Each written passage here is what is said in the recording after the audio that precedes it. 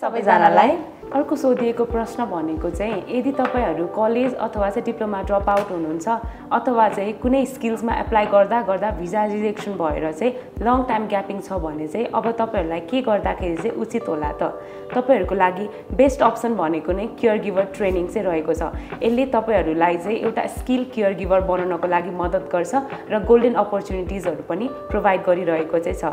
Care गिभरको demand चाहिँ स्वदेशमा मात्र नभएर वैदेशिकमा पनि त्यतिकै नै रहेको छ।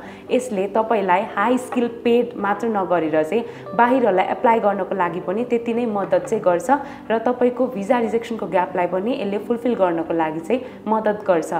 र केयर गिभर तालिमले गर्दाखेरि चाहिँ तपाईहरुलाई चाहिँ एउटा व्यावहारिक पाथवे मात्र प्रोवाइड चाहिँ नगरेर यसले भिजा र शिक्षा सम्बन्धी जति पनि अवरोध छ त्यसलाई पार गर्नको लागि एउटा मार्ग पनि खोलिदिन्छ। Your education marks doesn't decide your future, you do.